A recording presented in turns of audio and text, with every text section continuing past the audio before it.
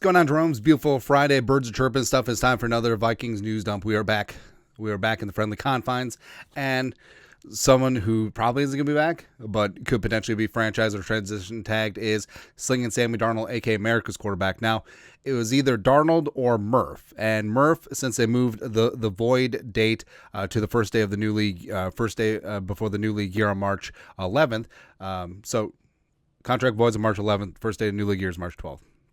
Nailed it. But now Murph can't be franchise tagged because the franchise tag window closes on March 4th before his contract technically voids. So he's off the table. But with Darnold, do they use the tag? Probably not. But the Vikings haven't really used the franchise tag much in their recent history. 2003 was the first time that they ever used it. It's been around since 1993 when free agency began. But Jimmy Kleinsasser, fullback, $3.05 million. The pride of North Dakota, it's good times. The pride of Iowa, pride of South Dakota.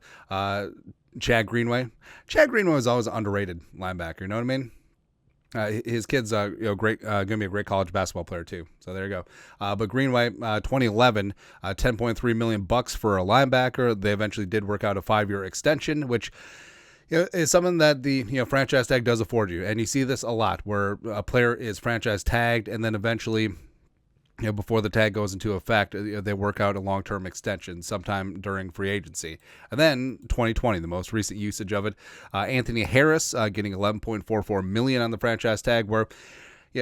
So Harris was damn good. Show some respect, man. So Harris was really damn good. Paired up with Harrison Smith for a couple of times. It was the Harrison's show. All right. So after Sendejo was gone, Anthony Harris really stepped up nicely. Former UDFA from Virginia, and it just didn't work out. He wasn't worth the $11.44 million. Sort of is what it is. But Harris moved on. I think it was with the Eagles for a hot second. Bounced around and is now out of the league. But that's the. The Vikings haven't really used it, and they haven't used it during the Kwesi, Kevin O'Connell tenure. Haven't really had an opportunity to do it, but will they? Probably not. Coming up, could they use it on a player like Jordan Addison, potentially at the end of his rookie deal, possibly, or Ivan Pace Jr., depending on what happens with him as a UDFA, because he's going to be a restricted free agent next year. So we'll see what happens there. But yeah, I don't see it with Darnold this year unless it is a tag and trade situation. So we'll see. Something that I also see is U.S. Bank Stadium is the best of you. NFL game day fan experience rank first, numero uno. So not only are the Vikings in U.S. Bank Stadium number one with the fans, they're number one with the NFLPA. So all of this greatness, and can we just win a Super Bowl? Please, one time. It's from Vikings.com. The fans have spoken, and they've ranked the U.S. Bank Stadium game day experience as the best in the NFL. The Vikings announced Thursday results of the 2024 Voice of the Fan NFL-wide survey, which ranked the Vikings and the U.S. Bank Stadium as the best in overall game day satisfaction last season. The team set an NFL record with the highest score the league's ever recorded in the overall category. And 2024 Voice of the Fan overview, overall first arrival, fifth, which, are we arriving or departing? Yeah. But overall, since it is a central downtown location, there are some fits and starts, but I think overall, showing up, and I think it does flow, especially since so many of the surface streets lead directly to a major interstate. So I think that overall, arriving and departing, it's not bad. It would be nice if there was lots for tailgating, or wider lots for tailgating. I know there's quasi-official tailgates sprinkled in there, but I don't know. I don't like the location of Kauffman Stadium and Arrowhead, but those giant parking lots where everyone's just barbecuing, it's pretty damn fantastic. That was one of the benefits for Arden Hills, because the Vikings could have had that, but it's tough to beat the downtown location. Food and beverage fifth, game day entertainment first, which I don't know, the fake snow, the soap in the water, just it's kind of great. Game day staff second, mobile ticketing 12th. I don't know, how can you be bad at it? I don't know. Security sixth, stadium technology ninth. I don't know. I don't really go to games, so I don't really have a dog in this fight. But I know overall, the fans that have, hardcore Vikings fans that got season tickets or go to a lot of games, and then they go to other stadiums, other facilities. It's amateur hour, man. All right, so the Vikings, that's what I love about the Wilfs, is that they invest in the team because, I mean, the Vikings could cheap out on a lot of these things, and a lot of teams around the league do. But the Wilfs put the money up. They have a first-class organization led by great people, Kevin O'Connell, Kwesi, who's going to get his extension soon.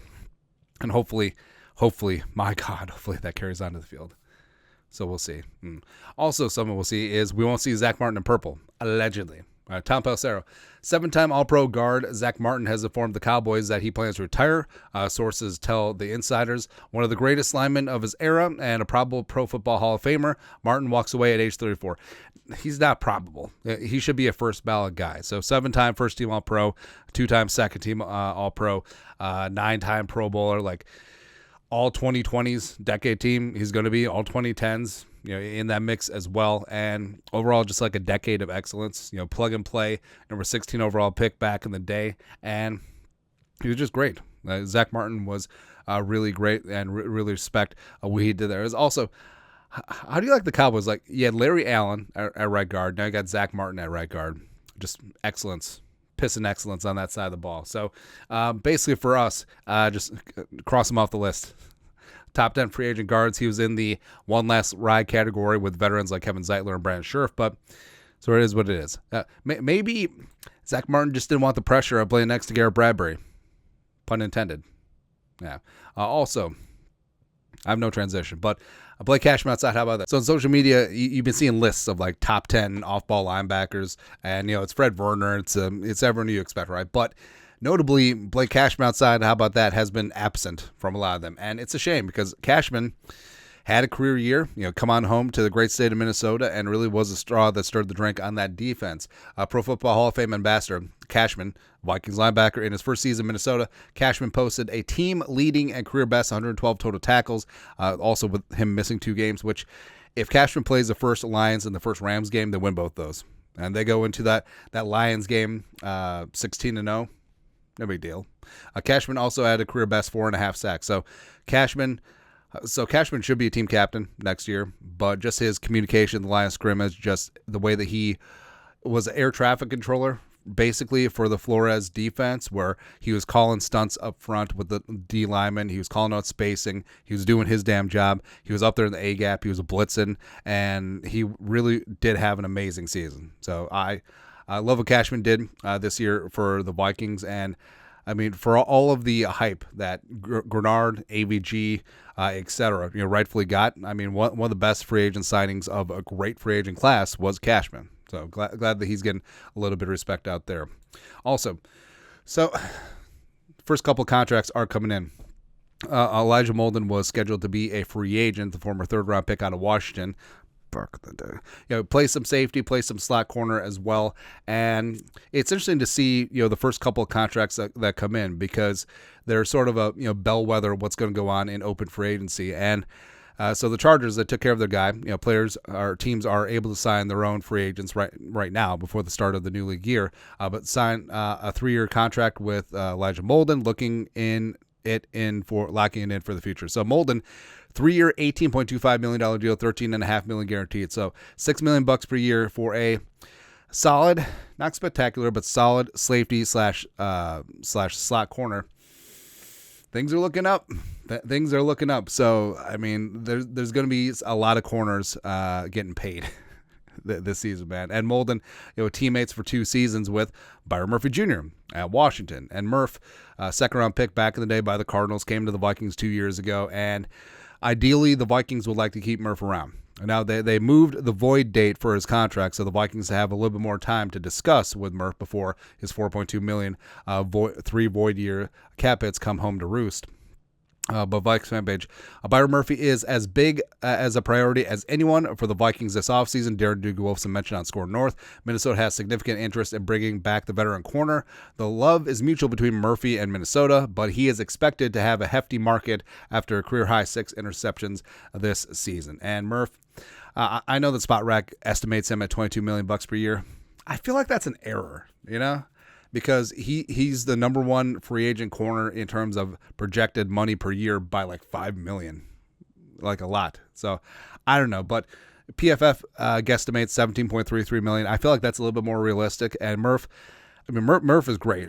A bit of a slow start this year, but really came around and like I said, 6 interceptions this year, tied for the league lead for corners. And I feel like there's mutual interest because I feel like Murph knows that scheme really matters. And this happens a lot to corners. Like people don't realize, like a lot of times cornerback success, it's a byproduct of the scheme that caters to that player's skill set, or their skill set fits in with the scheme, as well as pass rush, as well as defensive play caller, as well as a lot of other things going on, right? Because it's really hard to be an elite cornerback on a bad defense, right? So you've seen that a lot too. So Murph, I think Murph understands that he's got a great situation here in the great state of Minnesota. Plus, there's going to be resources dedicated to improving the interior pass rush. And if the Vikings get to blitz less, but still get that pressure, that's going to make life a lot easier for Murph on the outside, as well as the other defensive backs. Because now, instead of dropping 5-6, they get to drop 7,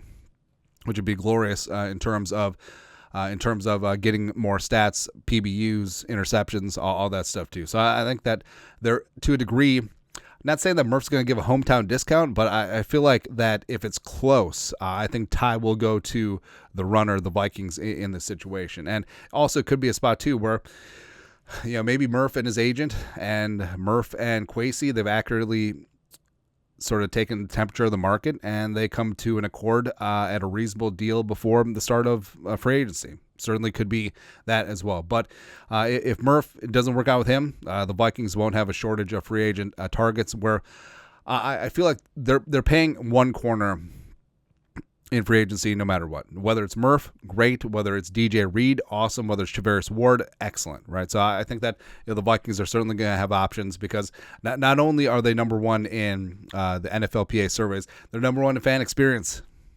Everyone wants to be here. It's going to be good. But your thoughts are thoughts of Vikings News Dump this beautiful, wonderful Thursday. You guys are the best. You know what to do. Skull production value.